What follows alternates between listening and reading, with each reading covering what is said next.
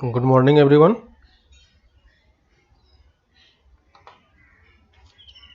Audio सही है सबका?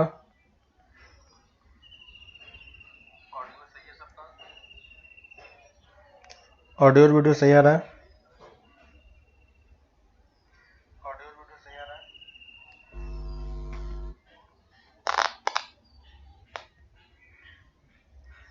क्लियर है सबका?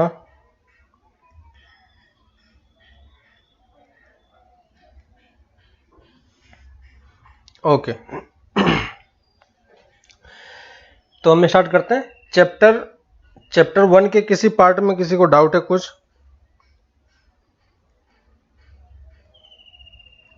चैप्टर 1 एक्सरसाइज 1.1 से लेकर 6 तक है ना, उस वाले पार्ट में किसी को कोई डाउट है? और एक मिसलेनियस था।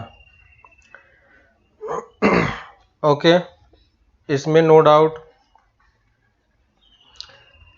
सेट वाला असाइनमेंट जो था, असाइनमेंट में किसी को कोई डाउट? असाइनमेंट में कोई डाउट किसी को? No doubt, very good. Miscellaneous के किसी पार्ट में किसी को कोई डाउट? मिसलेनियस भी कंप्लीट करने के लिए था, सबका हो गया होगा। ठीक है, इसके अलावा भी अगर किसी को कोई डाउट लगता है, ठीक है, तो मैसेज कर सकते हो, मुझे कोई प्रॉब्लम नहीं है। ठीक है, तो क्लास में ऑलमोस्ट आपका सब कुछ, ये तीनों पार्ट आपका कंप्लीट हो चुका है। ठीक है, तो अब हम लोग स्टार्ट करते हैं अपना रिलेशन वाला part.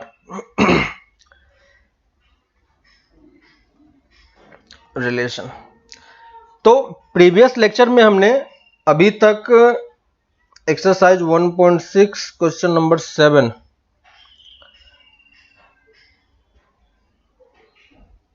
1.6 question number 7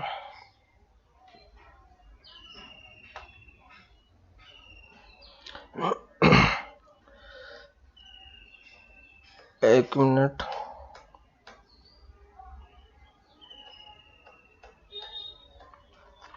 one 1.6 question number 7. In a group of 60 people, 40 likes cricket, 10 likes both.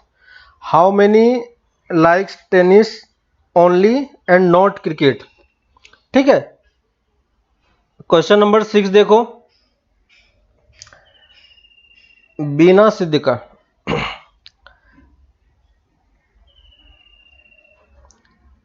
इसमें हम इसको वेन डायग्राम से शो कर सकते हैं, आपको क्लास में बताया था। ठीक है, आप एक डायग्राम शो कर लो। Question number 6 exercise 1.6। ठीक है, तो ये हमारे पास वेन डायग्राम है जिसमें यू है, टोटल नंबर ऑफ पीपल 60 दिया हुआ है ना, तो एन ऑफ यू कितना है? 60 है। इसके अंदर दो पार्ट है, जो कुछ लोग क्या कर रहे हैं, कुछ लोग क्रिकेट खेलते हैं और कुछ लोग टेनिस खेलते हैं। तो एक क्रिकेट का हो गया और एक टेनिस का हो गया। ठीक है, अब इसने बोला है कि टोटल नंबर ऑफ पीपल जो क्रिकेट खेल रहे हैं वो कितना है? 40 है। तो एन ऑफ सी की वैल्यू कितनी है? 40 है। और n of C intersection T कितना है? सी इंटरसेक्शन टी कितना है? 10 है शायद।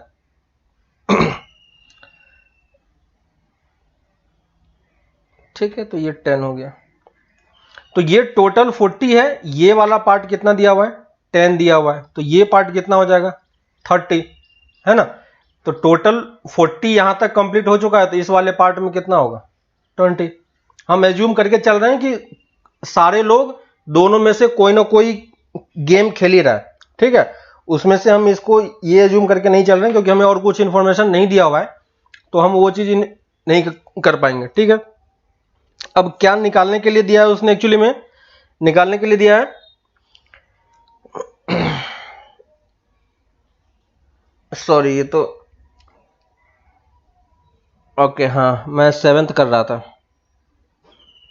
ठीक है, 6th हो गया होगा सबसे। सॉरी, ये क्वेश्चन नंबर 7 है। क्वेश्चन नंबर 6 देखो।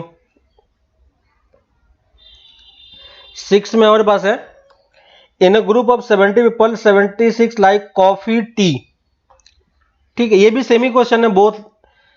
देखो फिर से वही चीज, सेमी टाइप का है वेन डायग्राम। इसमें भी देखो वो चीज इसने कंडीशन दे रखा है कि एटलीस्ट वन जो है ना, क्या लिखा हुआ है, like at least one of the two drinks, यानी जितने भी पीपल है उसमें से सब लोग कोई ना कोई एक ड्रिंक पी ही रहा है, एटलीस्ट वन ड्रिंक पी ही रहा है। ठीक है, तो टोटल 70 है ना, टोटल देखो 70 है क्वेश्चन नंबर 6 में, यही क्वेश्चन है ना, टोटल पीपल 70 है। तो n ऑफ u कितना हो जाएगा, n of u 70, n of c हमें दिया हुआ है ना, सिंपल फॉर्मूला इसमें यूज कर सकते हो, n of c 37, n of c 37 and n of t 52 है ना। किया था हमने क्लास में, फिर से क्या करो, तीन पार्ट में ब्रेक कर लो, ये a b और ये c हो गया। ठीक है, अब देखो a plus B plus C की वैल्यू कितनी होगी, क्योंकि एटलीस्ट सब ट्राई कर रहा है यानी टोटल 70 होना चाहिए। a प्लस बी लोग क्या पी रहा है, कॉफी, कॉफी के कितने लोग हैं 37, तो देखो a plus C equal to 37, और a plus B plus C की वैल्यू कितनी है, b plus C equal to 52। Calculate नहीं कर पाओगे, a प्लस सी की वैल्यू इसमें पुट करके b कैलकुलेट कर लो, b प्लस सी की वैल्यू इसमें पुट करके है ना a निकाल लो, सब कुछ मिल जाएगा आपको। और फिर जो पार्ट उसने कैलकुलेट करने के लिए बोला है सिंपली आप पुट कर सकते हो। क्लियर है, किसी को कोई डाउट समझ में आ रहा है, बिना समझ में आ गया?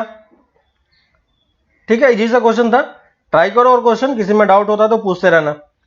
ठीक है, नेक्स्ट हम लोग आते हैं अपने सेट्स वाले पार्ट पे, सॉरी रिलेशन वाले पार्ट्स पे। तो रिलेशन में हमने लास्ट क्लास में आपको कुछ चीजें बताई थी। ठीक है, एक तो हमने रिलेशन का डेफिनेशन बताया था कि रिलेशन क्या होता है, एक ऑर्डर्ड पेयर होता है। ठीक है, और यहां पे एक्स आर वाई लिखा होगा, यानी एक्स और वाई में क्या रिलेशन है वो चीज यहां पे लिखा होगा, X belong to set A और Y belong to set B. ठीक है, और इस टाइप से आपको लिखा हुआ है आर ए टू बी। ठीक है, तो ये चीज आप इस सिंबल का मतलब हमेशा ध्यान रखना, आर ए टू बी मतलब रिलेशन है, तो रिलेशन हमेशा क्या होगा, रिलेशन हमेशा क्या होगा, रिकिदा दोनों मैंने सॉल्व कर दिया है, देख लेना। ठीक है, तो आप ये ध्यान रखना हमेशा कि relation R A to B हमेशा होता है ना। कभी भी जब आप डिफाइन करोगे तो तो हमेशा आपको रिलेशन के लिए दो सेट होना चाहिए, है ना। अगर दो सेट नहीं है तो हम रिलेशन डिफाइन नहीं कर पाएंगे। क्लियर है, तो ऑलवेज रिलेशन हमेशा किसके बीच में डिफाइन होता है, दो सेट के बीच में डिफाइन होता है। तो ये दो सेट हमें पता होना चाहिए। तो ये तो हो गया हमारा सेट बिल्डर फॉर्मेट। ठीक है, इसी को हम रोस्टर फॉर्मेट में भी लिख सकते हैं, याद होगा आपको, जो जो एलिमेंट रिलेटेड हो उसको आप यहां पे कंबाइन कर सकते हो। तो दो फॉर्मेट, और ये थर्ड फॉर्मेट है जिसको हम बोल रहे हैं, इसको हम क्या बोलते हैं, एरो डायग्राम। ठीक ना, तो एरो डायग्राम के थ्रू भी दोनों सेट के एलिमेंट्स को शो किया जाता है। ठीक है, दोनों एलिमेंट्स को शो किया जाता है। लैग कर रहा है क्या, इधर से क्लियर है, बाकी लोग देखो। ठीक है, तो ये कौन सा फिगर होता है, एरो डायग्राम, इसको हम क्या बोलते हैं, एरो डायग्राम। जिसका डिले हो रहा है थोड़ा सा लैग करके देखो पीछे 5 सेकंड का, तो सही चलेगा।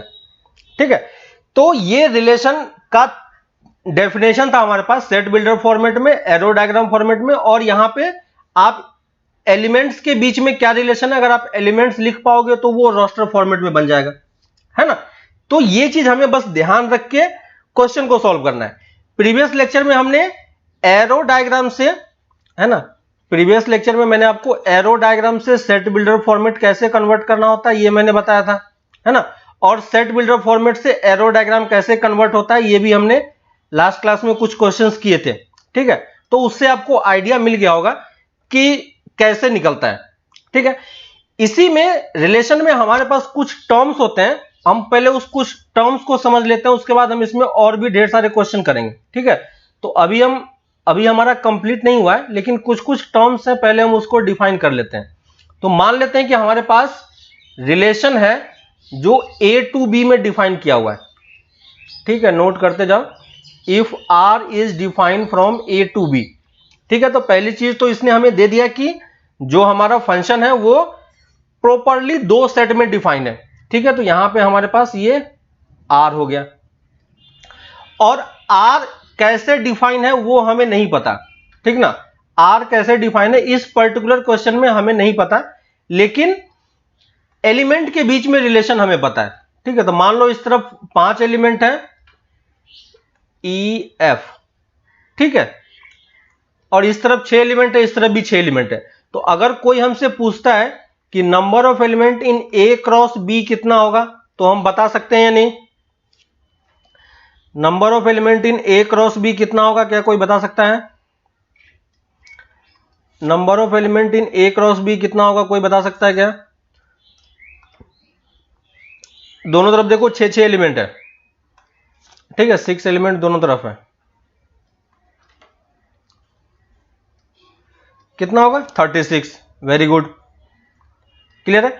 और मान लो कि मैंने जो रिलेशन बनाया है, रिलेशन को मैंने यहां पे डिफाइन नहीं किया, लेकिन मैंने यहां पे इसको एरो डायग्राम से शो किया है। ठीक है, तो अगर कोई मुझसे पूछता है कि इस सेट में जो हमारे पास रिलेशन सेट है ना, इससे हमें जो एलिमेंट कौन कौन सा होगा उसको हम क्या बोलेंगे? तो 1 का रिलेशन किसके साथ है? ए के साथ, तो हम क्या लिखेंगे? 1, ए। ठीक है, ऑर्डर्ड पेयर होगा। 2, सी, 5, डी एंड 6, एफ। ठीक है, देखो सेट ए में अगर हमसे कोई बोलता है, इसमें टोटल 36 एलिमेंट हो गया, अगर कोई हमें यह बोलता है कि नंबर ऑफ एलिमेंट इन ए कितना होगा, तो हम देख के बता सकते हैं। नंबर ऑफ एलिमेंट बी कितना होगा, ये भी हम देख के बता सकते हैं। और number of element in A cross B हमने जस्ट अभी कैलकुलेट किया, 36 आ गया। ठीक है, लेकिन अगर कोई हमसे पूछता है कि अगर ये एरो डायग्राम है और इसका आप मुझे एक सेट बना के बताओ, ठीक है, कौन सा सेट है ना, इस सेट को हम कौन सा सेट बोलते हैं? इस सेट को हम कौन सा सेट बोलते हैं? रिलेशन सेट, है ना। जो रिलेशन से बनेगा उसे हम रिलेशन सेट बोलेंगे, है ना। तो ये जो आर कहीं पे भी लिखा रहता है, ये क्या होता है? एक रिलेशन सेट होता है। मतलब सेट ए और सेट बी के बीच के एलिमेंट्स में जो रिलेशन है उसको हमने यहां पे देखो शो किया है, किसके थ्रू? एक ऑर्डर्ड पेयर के थ्रू, है ना। तो रिलेशन सेट ऑफ आर में कितने एलिमेंट होंगे? अगर ये हमारा फिगर है और ये इसका रिलेशन सेट है, तो अगर कोई पूछता है कि number of element in are कितना होगा, तो हम क्या बताएंगे? Number of element in are कितना होगा, क्या बताएंगे? Number of element in are 4। Very good, समझ में आ रहा है। तो देखो ये सब कुछ अलग अलग है। नंबर ऑफ एलिमेंट ए में कितना है, number of element A cross B में कितना है, और number of element relation set में कितना है। ठीक है, तो हर एक सेट में रिलेशन अलग अलग तरीके से डिफाइन हो रहा है। ठीक है, सेट ए के लिए, सेट बी के लिए और ए क्रॉस बी के लिए कोई प्रॉब्लम नहीं है। ठीक है, ए क्रॉस बी, ए, इन सब के लिए हमारे पास ऑलरेडी फॉर्मूला है। लेकिन अगर कोई हमसे पूछता है कि क्या number of element in relation set, अगर हमें एलिमेंट काउंट करना है, तो क्या इसके लिए कोई फॉर्मूला वैलिड होगा? इसके लिए कोई फॉर्मूला वैलिड नहीं होगा। क्यों नहीं होगा? क्योंकि डिपेंड करेगा कि हमारा रिलेशन किस तरीके से डिफाइन है ना। ए क्रॉस बी कैसे भी करो फर्क नहीं पड़ता हमें, उससे नंबर ऑफ एलिमेंट हम काउंट करके डायरेक्टली बता सकते हैं। लेकिन अगर कोई हमसे रिलेशन सेट के एलिमेंट को काउंट करने के लिए बोलता है, तो पहली चीज तो हमें रिलेशन पता होना चाहिए कि रिलेशन एलिमेंट्स के बीच में किस टाइप का है ना। और एटलीस्ट अगर रिलेशन नहीं पता हो तो हमें कम से कम एरो डायग्राम दिया हुआ हो, ताकि हम ये देख के अपने एलिमेंट्स को बना सकें, है ना। तो number of element in relation set अगर कोई पूछता है तो हमें उसका कोई मतलब नहीं है, हम नहीं बता पाएंगे। उसके लिए हमें रिलेशन पता होना चाहिए, या नहीं तो एरो डायग्राम पता होना चाहिए। क्लियर है? Very good. अब हम आते हैं, इसमें कुछ टर्म्स होते हैं, उस टर्म्स को एक बार हम देख लेते हैं। ठीक है, इसमें फर्स्ट टर्म होता है, लिख लो, डोमेन। फर्स्ट टर्म है डोमेन, है ना। और ये जो 4-5 अभी टर्म्स हम लिख रहे हैं, इसको बहुत अच्छे तरीके से आपको समझना है, ठीक ना, क्योंकि यही डोमेन, रेंज, ये सब कुछ अब आपका यहां से स्टार्ट हो गया है, ठीक है। तो ये चीज आपका हमेशा चलता रहेगा लास्ट तक, क्लियर है। तो ये कभी आपका छूटेगा नहीं, इसलिए अभी हमको अच्छे से समझना है। तो डोमेन हम किसको बोलेंगे? डोमेन देखो, डेफिनेशन पहले लिख लो, फिर हम उसको करते हैं, ठीक है। तो domain is the set which is collection of the elements of set A, which is related to the elements of set B, ठीक है। अब मुझे ये बताओ कि ये अगर आपका डेफिनेशन लिखा हुआ है और कोई हमसे पूछता है कि इस आर का डोमेन बताओ क्या होगा, ठीक है। हमने डोमेन ऊपर में रिलेशन सेट हमने डिफाइन किया है।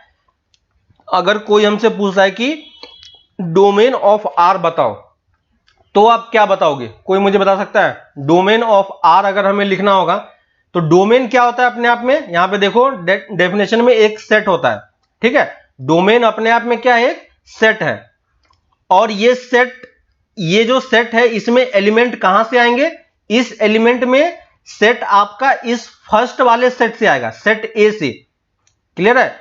ये एलिमेंट कहां से, ये इसमें एलिमेंट कहां से आएगा? इस सेट से आएगा, ठीक है। अब इस सेट में टोटल तो 6 एलिमेंट है, लेकिन हमें उन सारे एलिमेंट को कलेक्ट नहीं करना है। ये सिर्फ कौन से एलिमेंट्स का कलेक्शन होगा? सिर्फ उन एलिमेंट्स का कलेक्शन होगा जो सेट बी के एलिमेंट से किसी न किसी तरीके से रिलेटेड है, ठीक है। तो सेट ए में देखो हमने यहां पे 6 एलिमेंट काउंट किए थे, लेकिन अगर कोई हमसे इस रिलेशन सेट का डोमेन पूछता है ना, याद रखना हमेशा रिलेशन डोमेन जो है वो किसका डिफाइन होता है? रिलेशन सेट का डिफाइन होता है। वेरी गुड, सबको समझ में आ रहा है। तो अगर हमें डोमेन निकालना है तो हम इसका क्या लिख पाएंगे? सेट ए के उस एलिमेंट को हम चूज करेंगे जो सेट बी के एलिमेंट से क्या हो? रिलेटेड हो, ठीक है। तो इसको हम डोमेन बोलेंगे, क्लियर है कि नहीं? फिर से वही चीज, क्योंकि हमें अब अगर कोई हमसे पूछता है कि number of element in domain of R कितना होगा, तो हम क्या बताएंगे? Number of element in domain of R कितना होगा, क्या बताएंगे? मुस्ताफिजुर रहमान, थोड़ा सा डिले करके देखो, सही चल रहा है इधर। अभी नंबर ऑफ एलिमेंट कितना होगा? 4 हो जाएगा, क्लियर है सबको। लेकिन अगर कोई हमसे पूछता है कि क्या इसका कोई फॉर्मूला पॉसिबल है, क्या डोमेन ऑफ आर का हम फॉर्मूला बोल सकते हैं कि इसका ये फॉर्मूला है, आप उसमें पुट करके निकाल लो। जैसे हमने नंबर ऑफ एलिमेंट्स के लिए बनाया था, टोटल नंबर ऑफ सबसेट के लिए बनाया था, है ना। ए क्रॉस बी का एलिमेंट हमने कैसे हमने फॉर्मूले पे डिराइव किया था, क्या उस टाइप का फॉर्मूला इस डोमेन ऑफ आर के लिए पॉसिबल है क्या? सोच के बताओ कुछ लोग, क्या ये पॉसिबल है कि हम डोमेन, यहां पे डोमेन का कुछ फॉर्मूला लिख सके? पॉसिबल है? नहीं है पॉसिबल। समझ में आ रहा है क्यों? इसलिए पॉसिबल नहीं है क्योंकि number of element in relation set में कितना है उसका हमारे पास कोई फॉर्मूला नहीं है। और ये डोमेन किस पे डिपेंड कर रहा है? रिलेशन सेट पे डिपेंड कर रहा है, क्लियर है। तो हमेशा डोमेन किसका निकलता है? रिलेशन सेट से ही निकलता है। जब तक आपको रिलेशन नहीं दिया होगा तब तक जब तक आपके पास रिलेशन नहीं दिया होगा तब तक आप डोमेन कैलकुलेट नहीं कर पाओगे। आ रही बात समझ में सबको? हमेशा डोमेन किसका निकलेगा? रिलेशन सेट का ही निकलेगा, ठीक है।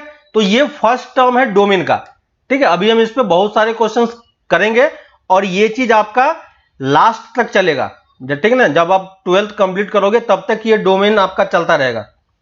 नेक्स्ट टर्म है जिसे हम बोल रहे हैं रेंज। रेंज, ठीक है। अब रेंज का डेफिनेशन लिख लेते हैं, डेफिनेशन समझो और फिर मुझे बताओ कि कोई प्रॉब्लम आ रहा है या नहीं, ठीक है। Range is the set which is collection of the elements of set B,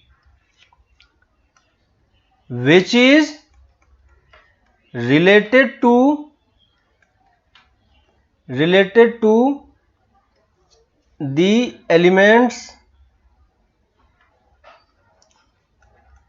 of set ए। ठीक है, जो कुछ आपने डोमेन में किया था सेम चीज अब उसे रेंज में करना है, लेकिन दूसरे सेट के लिए करना है। ठीक है, और अगर कोई आपसे यहां पे पूछता है कि रेंज ऑफ आर बताओ कितना होगा, रेंज ऑफ आर बताओ कितना होगा, तो अब कोई मुझे रेंज ऑफ आर यहां पे बता सकता है? रेंज फिर से क्या है? एक सेट होता है। ठीक है, रेंज फिर से क्या होता है? एक सेट होता है। और कैसा सेट होता है? जो कि सेट ए के एलिमेंट से रिलेटेड होता है।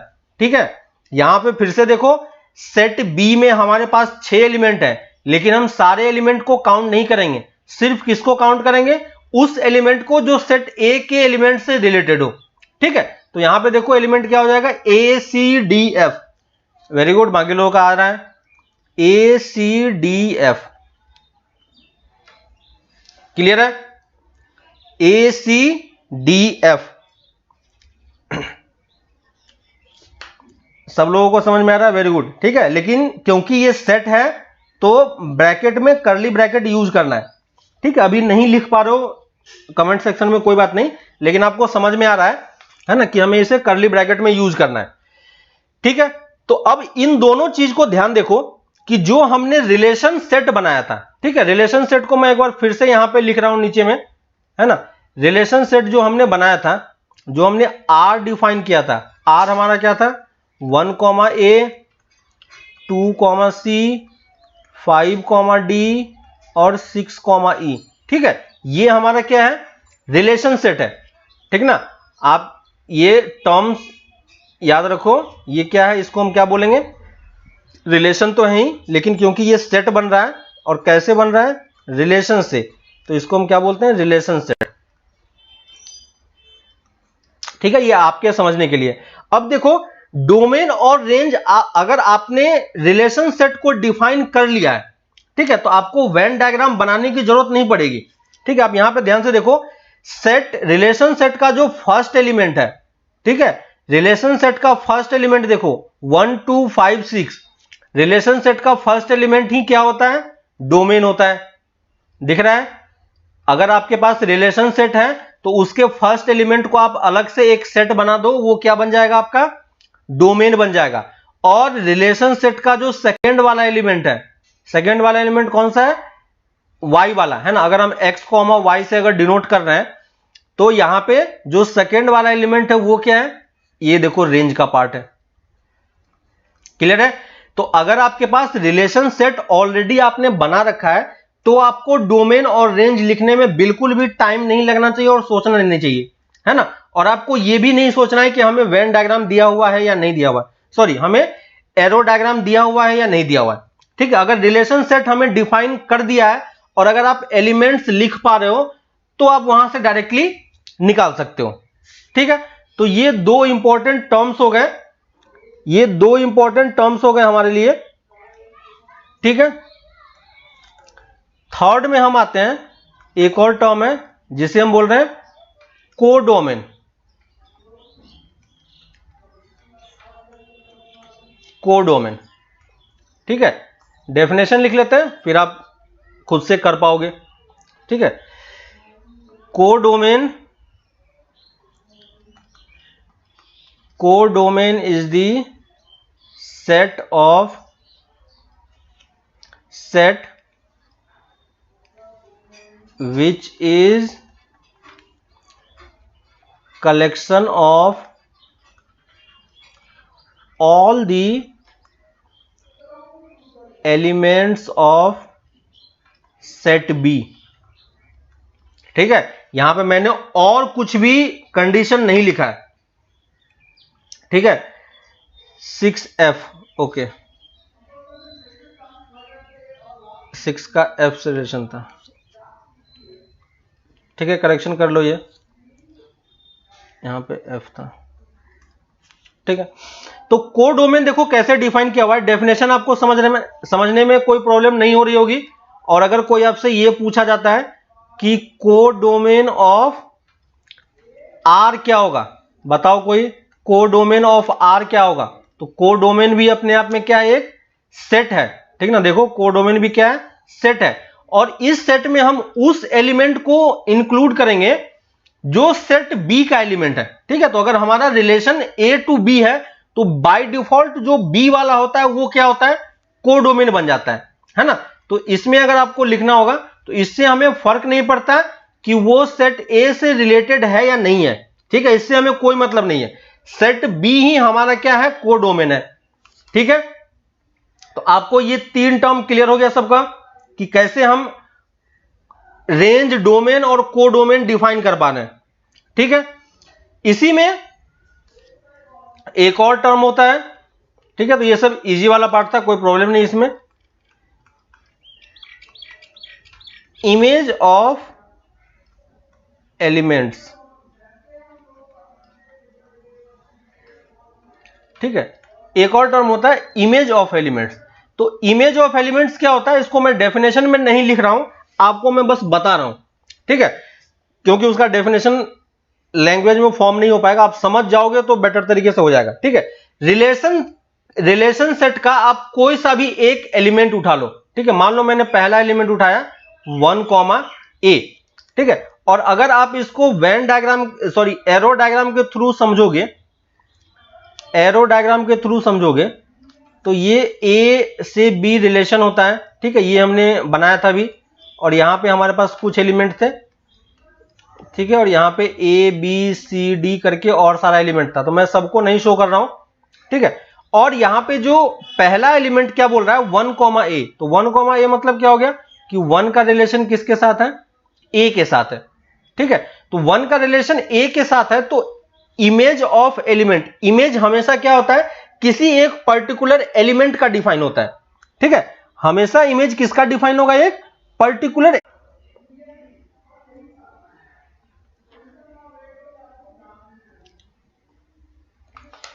अभी सही है?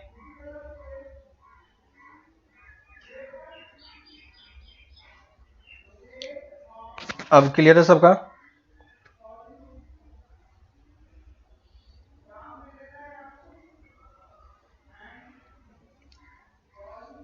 सही आ रहा है अभी? ओके, हाँ।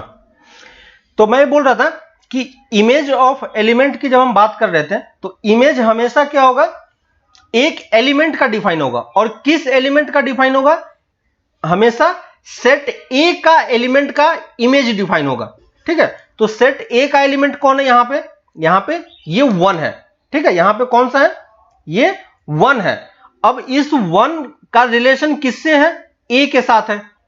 ठीक ना, तो 1 का रिलेशन अगर ए के साथ है तो ए को हम 1 का क्या बोलेंगे, इमेज बोलेंगे। ठीक है, इसको इस तरीके से सोच सकते हो, क्योंकि रिलेशन ए से बी की तरफ जा रहा है, तो सेट 1 का कोई एलिमेंट सेट बी के जिस एलिमेंट से रिलेटेड होता है, उसको हम इस एलिमेंट का क्या बोलते हैं, उसको हम इस एलिमेंट का इमेज बोलते हैं। ठीक है, तो इसको मैं लैंग्वेज में नहीं लिख रहा हूं, अगर आप अपने लैंग्वेज में लिखना चाहो तो लिख सकते हो।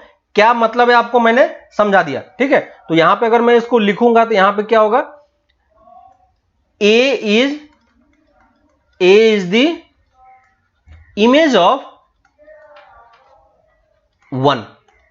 ठीक है, दोनों तरफ हमने एलिमेंट लिखा, और ए को हम 1 का क्या बोलते हैं, इमेज बोलते हैं। ठीक है, वैसे ही रिलेशन सेट का अगर कोई दूसरा एलिमेंट लोगे, जैसे 2, C है ना, तो 2 का रिलेशन किसके साथ था, C के साथ था, तो हम यहां पे क्या बोल सकते हैं, C is the image of element 2। Clear है, आ रही बात समझ में, है ना। और एक जस्ट इसी का रिवर्स प्रोसेस होता है, जिसको हम बोलते हैं प्री इमेज। ठीक है, अगर आपको इमेज समझ में आ गया है तो प्री इमेज का भी आपको आइडिया मिल गया होगा कि प्री इमेज किसको बोलेंगे, है ना। तो जो इमेज का फिर से इमेज होगा, है ना, जैसे कॉम्प्लीमेंट का कॉम्प्लीमेंट, है ना, सेम वही चीज है। इमेज का अगर फिर से इमेज लोगे तो वो उसका क्या कहलाएगा, प्री इमेज कहलाएगा। जैसे इस पर्टिकुलर केस में अगर आप यहां पे देखोगे तो इसी अगर 1, A लेते हैं तो A क्या है, 1 का इमेज है, तो 1 को A का क्या बोलेंगे, प्री इमेज बोलेंगे, है ना। सेम वही चीज है, कोई ज्यादा डिफरेंस नहीं है। क्लियर है। तो यहां पे हम क्या बोल पाएंगे, 1 is the pre image of element A, है ना। और सेकेंड वाले केस में बोलेंगे 2 is the pre image of element C. ठीक है, ऐसे ही आप हर एक एलिमेंट के लिए डिफाइन कर सकते हो। तो अगर आपको कभी ये पूछता है कि प्री इमेज वगैरह क्या है, ये सब बता दो, तो आप वो एक पर्टिकुलर एलिमेंट के लिए डिफाइन होता है, उस एलिमेंट के लिए आप उसको देख के बता पाओगे, है ना। तो अगर आप इन जनरल टर्म्स में सोचो, है ना, इन जनरल टर्म्स में अगर आप सोचोगे तो जैसे अगर हमारे पास कोई x, y टाइप का एलिमेंट होता है ना, x, y टाइप का एलिमेंट है, तो इसमें पहला एलिमेंट क्या कहलाएगा, ये जो सेकेंड वाला एलिमेंट है इसको हम क्या बोलेंगे, इमेज ऑफ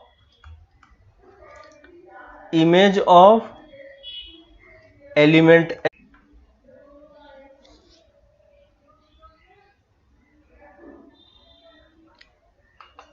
अब बताओ सही है।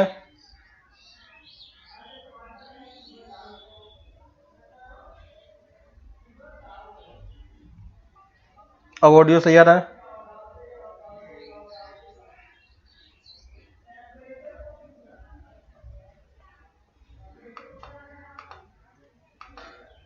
अब ऑडियो वीडियो सही है सबका, ठीक है। तो देखो यहां पे लिख लो, यही मैं रिपीट कर रहा था, जो अगर छूट गया हो पीछे से।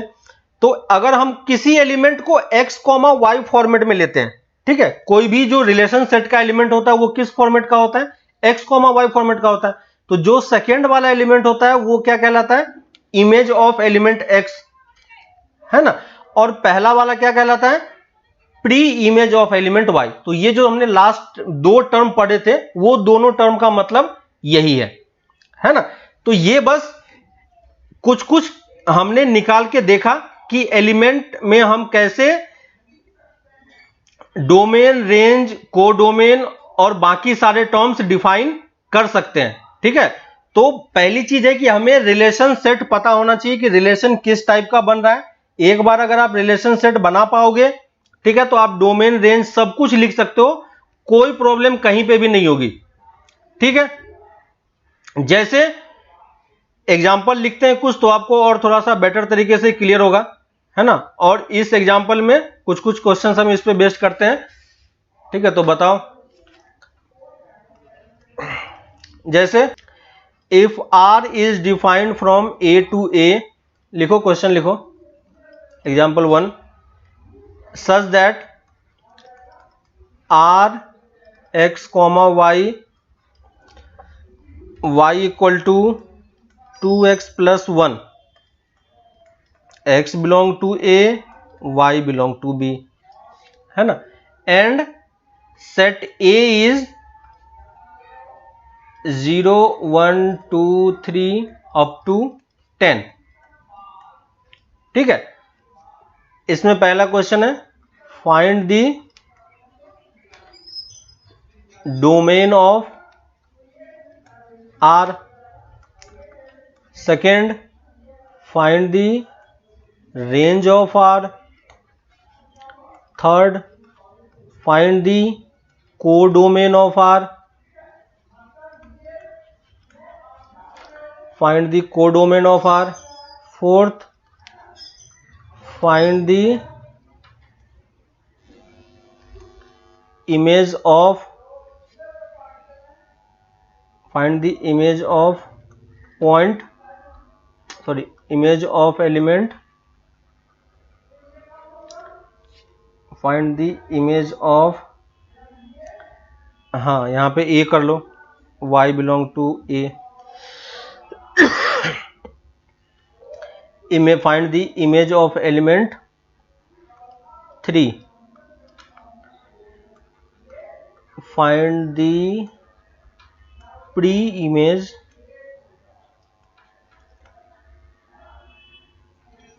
Of element 0।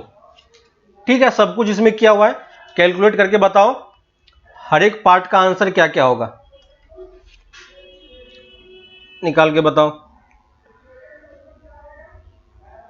देखो इजी सा क्वेश्चन है, कुछ भी टफ नहीं है, सब कुछ आपका किया हुआ है। ठीक है, डिफाइन कैसे किया हुआ बस आपको वो सोचना है।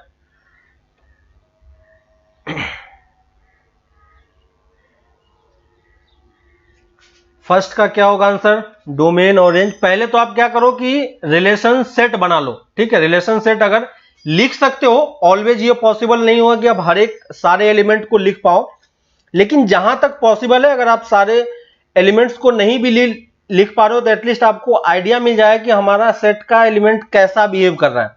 ठीक ना, तो ये एक रिलेशन यहां पे दिया हुआ है। तो इस पर्टिकुलर केस में आप क्या कर सकते हो, हर एक एलिमेंट को लिख सकते हो, लिख के आप देख सकते हो कि एलिमेंट कैसा है। ठीक है, तो ये एलिमेंट मैंने लिख दिया है, आप इसको सॉल्व करके बताओ मुझे। रिलेशन आप लिख लो, मैं रिलेशन सेट नहीं पूछ रहा हूं आपसे, मुझे बस ये 5 क्वेश्चन का आंसर चाहिए, वो आंसर बताओ मुझे कि क्या क्या होगा। ठीक है,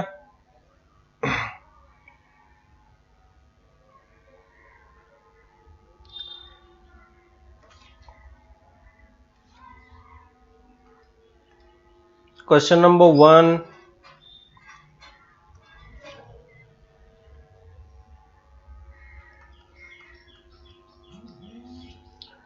क्वेश्चन नंबर 1 कोई बताओ। डोमेन किसी का आ रहा है, देखो 1 2 3 4 अब्दुल बशीर। बाकी लोग चेक करो कि क्या सबका 1 2 3 4 आ रहा है या किसी का कुछ और आ रहा है।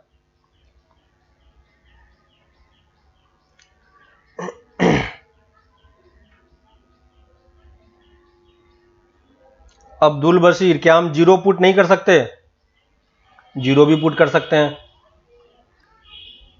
सुप्रजीत सही है, अब्दुल बशीर चेक करो, दिग्बलय चेक करो, अब्दुल बशीर चेक करो फिर से।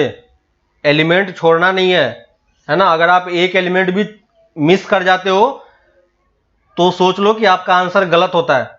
क्लियर है कि नहीं, तो इसमें यह मत सोचना कि मैंने एक एलिमेंट मिस कर दिया तो मेरा सही है। एक एलिमेंट मिस है तो आंसर गलत है। ठीक है, वहां पे आपका बिल्कुल मार्क्स कटेगा ही कटेगा। क्लियर है, तो सही तरीके से हमें करना है, टाइम लगेगा, अभी कोई दिक्कत नहीं है, टाइम लो लेकिन सही तरीके से करो। ठीक है, जल्दबाजी करने का मार्क्स नहीं है, मार्क्स सही करने का होता है। ठीक है, 3 घंटे का टाइम मिलता है हमें करने के लिए, तो हम उस 3 घंटे का यूज करेंगे, जल्दबाजी में कहां जाना है आपको। सेकंड का बताओ, फर्स्ट का सही है सबका, बाकी लोगों को समझ में आ रहा है कि 0 1 2 3। रेंज बताओ क्या होगा, रेंज बताओ क्या होगा।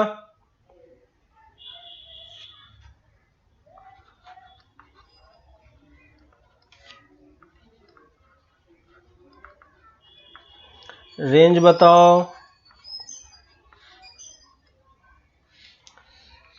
रेंज बताओ क्या होगा। रेंज 1 3 5 7 9, किसी ने लिखा है 1 3 5 7 9। बाकी लोग देखो कि क्या सबका सेम आ रहा है,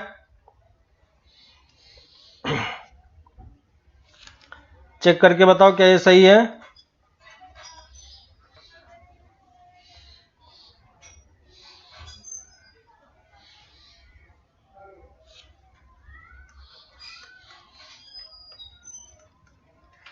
चेक करके बताओ, चेक करके बताओ, बाकी लोगों का सेम आ रहा है।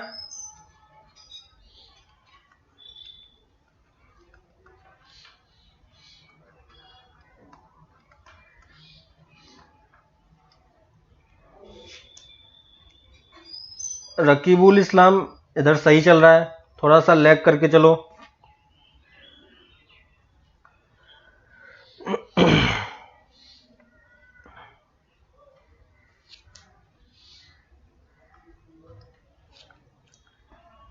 सेकेंड सबका सेम आ रहा है, सेकेंड सबका सेम आ रहा है,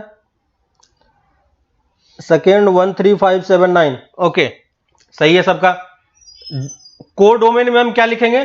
कोड डोमेन में डायरेक्टली सेट ए लिख सकते हो, सेट ए का सारा एलिमेंट है ना। तो सेट ए उसने ऑलरेडी डिफाइन कर रखा है, इसलिए मैंने एलिमेंट नहीं लिखा।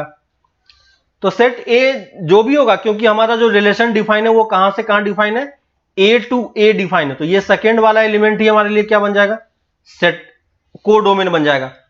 ठीक है, ये हो गया। इमेज ऑफ एलिमेंट 3 बताओ, 3 का इमेज क्या होगा? इमेज ऑफ 3 is 7, सही है। और pre image of 0, pre image of 0 5th का बताओ कोई, pre image of 0, pre image of 0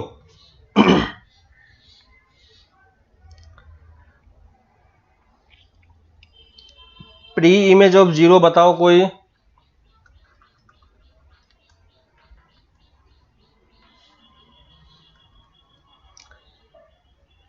5th Soumik सरकार 1 कैसे आया?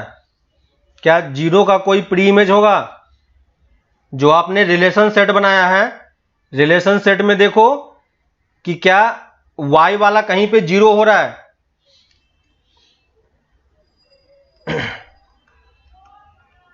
जो सेकेंड एलिमेंट है उसमें कहीं पे 0 आ रहा है आपका?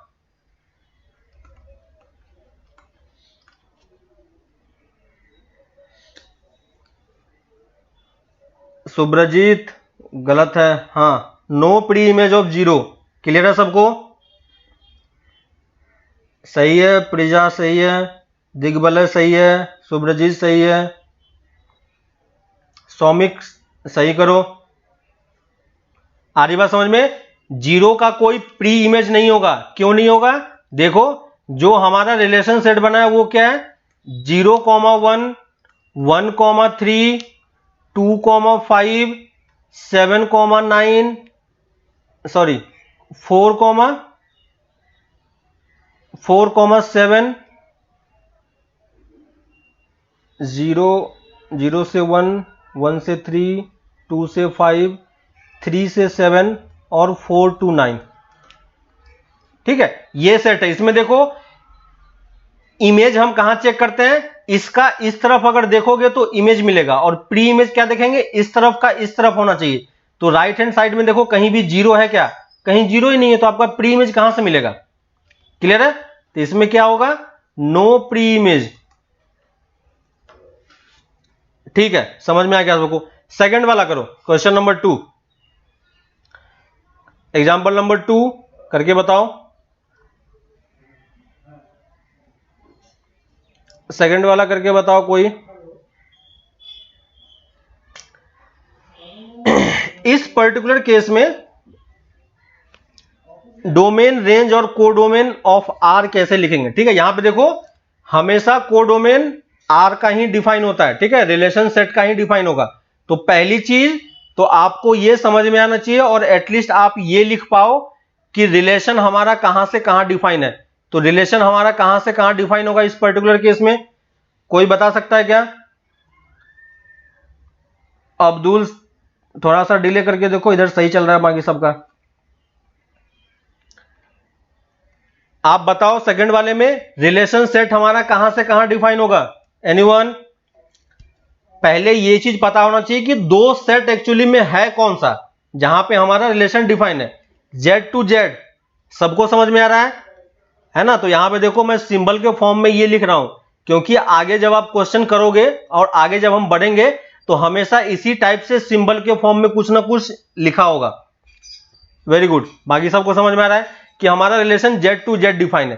तो अब बताओ कि रिलेशन सेट में कितने एलिमेंट होंगे? रिलेशन सेट कैसे डिफाइन किया है? वो ए कॉमा बी का कॉम्बिनेशन है, एक ऑर्डर्ड पेयर है, जिसमें बी माइनस ए क्या होना चाहिए, एक इंटीजर होना चाहिए, है ना। बी माइनस ए क्या होना चाहिए, इंटीजर होना चाहिए।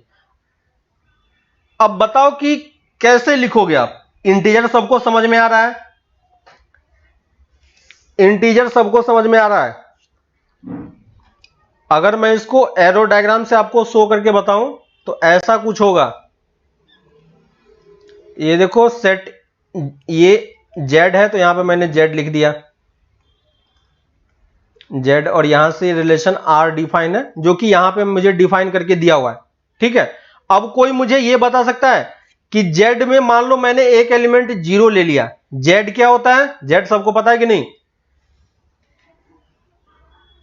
जेड क्या होता है? इंटीजर ही होता है। जब हमने सेट पढ़ा था वहां पे मैंने सबका नोटेशन बताया था, अब वही सब नोटेशन यहां पे यूज होगा। ठीक है, तो देखो अब ये बताओ मुझे कि 0 का रिलेशन इस तरफ कितने एलिमेंट से होगा? इस तरफ कितने एलिमेंट्स होगा, कोई सोच सकता है? यानी हमने अगर 0 लिया है तो इसमें से हमने कौन सी वैल्यू को चूज किया है? ए वैल्यू को, है ना? तो ए की वैल्यू हमने क्या पुट कर दिया? 0 पुट कर दिया। तो b माइनस 0, और b भी किसको बिलोंग कर रहा है? जेड को ही। तो b माइनस ए ऑलवेज क्या होगा? एक इंटीजर ही होगा, चाहे वो प्लस हो या माइनस हो, है ना? तो ये 0 जो है इस तरफ के हर एक एलिमेंट के साथ रिलेशन है, और जेड में जितने एलिमेंट है सबके साथ 0 का रिलेशन है, क्योंकि तुम कोई भी एलिमेंट ले लो उसको b में से माइनस करोगे हमेशा आपको इंटीजर ही मिलेगा, है ना? इस तरह 1 का भी सबके साथ रिलेशन होगा, है ना? हम सारे एलिमेंट को आप शो नहीं कर पाओगे। क्लियर है? तो यहां पे हम कैसे लिखेंगे? तो अगर कोई हमसे डोमेन पूछता है तो आप क्या बताओगे? डोमेन क्या बताओगे? डोमेन, रेंज, कोडोमेन क्या बताओगे? बताओ, अब आपको समझ में आ रहा होगा। डोमेन में कितने एलिमेंट होंगे? इनफाइनाइटली एलिमेंट होंगे, और जो एक्चुअली में जेड सेट है वही हमारा क्या है? डोमेन ही है ना? तो Subrajit minus infinity to plus infinity नहीं है ना? Minus infinity to plus infinity लिखोगे तो वो रियल नंबर में काउंट हो जाएगा। ठीक है, जेड हम बस उसमें से इंटीजर को खोज रहे हैं, तो डोमेन में हम क्या लिखेंगे? सिर्फ जेड लिखेंगे। सबको क्लियर है? रेंज में क्या लिखेंगे? रेंज में क्या होगा? रेंज क्या होगा? ठीक है, रेंज बताओ जल्दी से क्या होगा? डोमेन जेड सबको समझ में आ गया कि जो हमारा ये डिफाइन है एक्चुअली में यहां पे पहले सेट का हर एक एलिमेंट डोमेन में आ रहा है, इसलिए मैंने डायरेक्टली जेड लिख दिया। रेंज भी क्या होगा? जेड ही होगा, है ना? यहां भी क्या हो गया? रेंज क्या हो गया? रेंज भी जेड हो गया। कोडोमेन क्या होगा बताओ? कोडोमेन क्या होगा बताओ?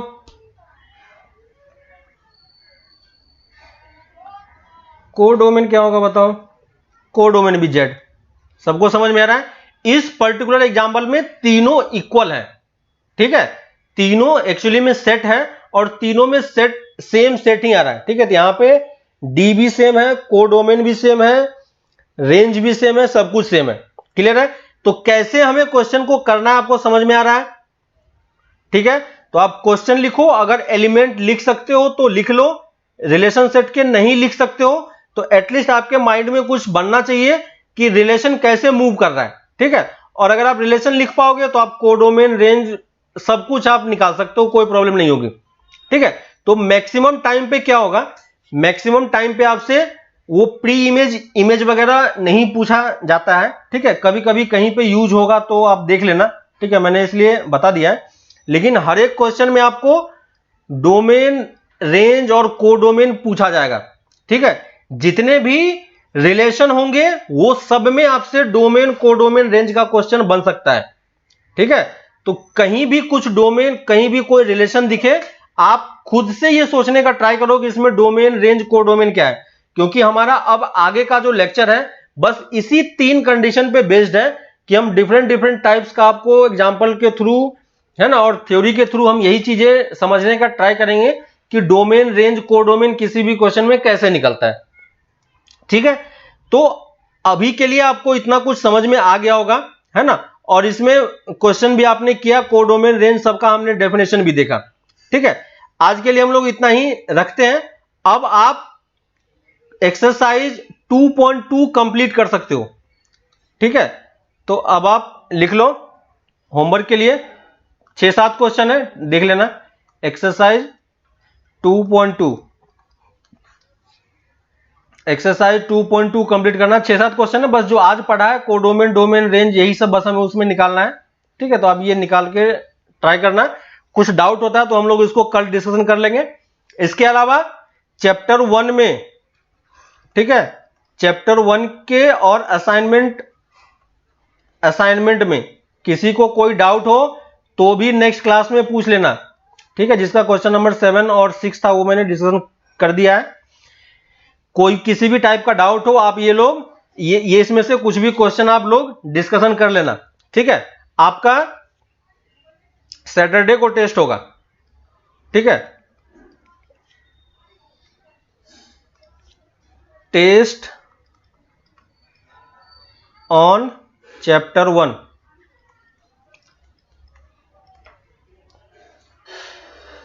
ठीक है, सैटरडे को कौन सा डेट है? सैटरडे को किसी को कोई प्रॉब्लम है?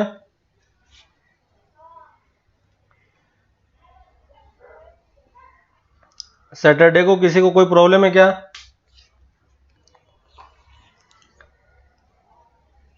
सुब्रजीत सही चल रहा है, बाकी लोगों का? सैटरडे को किसी को कोई प्रॉब्लम है? लैग कर रहा है क्या? सबका लैग हो रहा है क्या?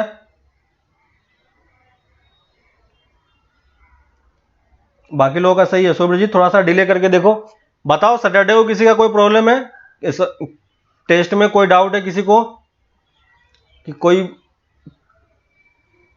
कहीं पे कुछ प्रोग्राम हो किसी का? नहीं है ना? किसी का कुछ कहीं पे किसी फंक्शन में जाना हो, अटेंड करना हो? नहीं है, वेरी गुड।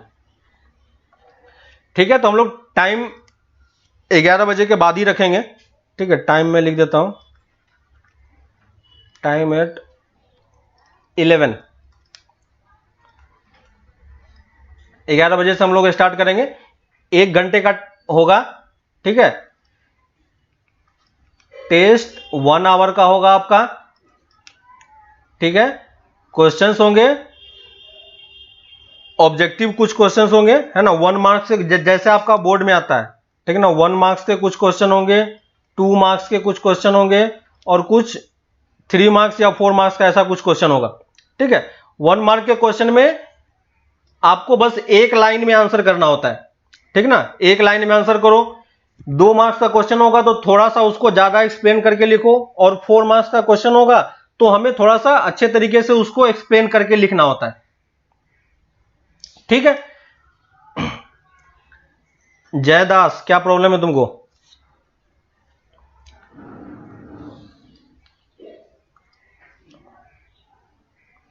ठीक है, तो देखो इसमें टेस्ट होगा कैसे, आपको इस 11 बजे, है ना, 10:55 पे ग्रुप में पीडीएफ दिया जाएगा, है ना, टेस्ट पेपर के फॉर्मेट में होगा, पीडीएफ होगा, उसमें क्वेश्चंस होंगे। आपको वो क्वेश्चंस कॉपी पे कंप्लीट करना है। ठीक है, और इसको फिर पिक्चर लेके पीडीएफ में कन्वर्ट करके फिर वापस मुझे पर्सनल नंबर पे मैसेज करना है। ठीक है, 11 बजे स्टार्ट होगा तो 12 बजे तक का सबका आंसर, है ना, 55 मिनट्स का टेस्ट है तो 5 मिनट्स आपको उसको कन्वर्ट करने का टाइम दिया गया है। ठीक है, तो 11 to 11:55 तक का आपका टाइम है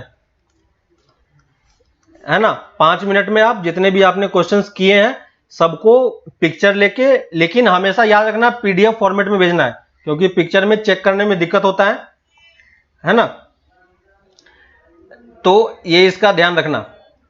क्लियर है? तो पीडीएफ फॉर्मेट में करना। जिसको पीडीएफ फॉर्मेट में कन्वर्ट करना नहीं आता है, ठीक है, पीडीएफ फॉर्मेट में कन्वर्ट करना नहीं आता है, कहीं से भी सीखो, बाकी जिसको आता है उनसे एक बार पता करो। ठीक है, लेकिन आपस में डिस्कशन करके ये चीज सीख लो। लास्ट मोमेंट पे ये नहीं पता चलना चाहिए कि कुछ कन्वर्ट करना नहीं आ रहा है। ठीक है, क्लियर है। तो हमेशा पीडीएफ फॉर्मेट में ही और सिर्फ पर्सनल नंबर पे भेजना, बाकी सारा डिटेल मैं ग्रुप में डाल दूंगा। हाँ अब्दुल बशीर नहीं आता है, बाकी लोगों से पूछो, यूट्यूब पे बहुत सारे ट्यूटोरियल हैं, बहुत सारे ऐप हैं, है ना, वहां से सीखो। 3 दिन का टाइम है, लेकिन सीख के करो, सब कुछ करना खुद से सीखो, और खुद से सीखो ये चीज, क्लियर है। तो अब ये बताओ कि जयदास पिज्जा फंक्शन कितने बजे तक है?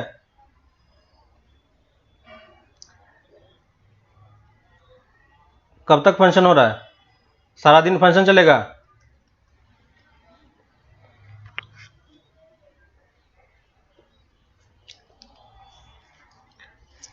ठीक है, तो अगर कोई फंक्शन वगैरह है तो हम थोड़ा सा डिले कर लेंगे, ठीक है, शाम के टाइम पे रख लेंगे। तो जिसका कोई फंक्शन हो, फंक्शन का टाइम मुझे मैसेज कर देना कि कब से कब तक है, उसके बाद हम लोग उसको डिस्कशन कर लेंगे, ठीक है।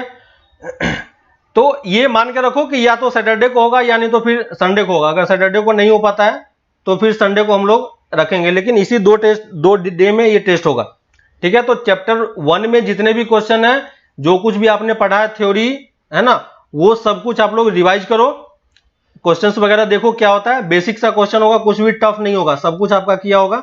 तो आई होप कि सब लोग अच्छे तरीके से टेस्ट दोगे, ठीक है। तो इसके बाद हम लोग नेक्स्ट क्लास में फिर कल मिलते हैं, ठीक है। तब तक आप ये लोग एक्सरसाइज 2.2 कंप्लीट करो, फिर हम लोग इसके आगे में आगे डिस्कशन करेंगे। ओके, चलो बाय।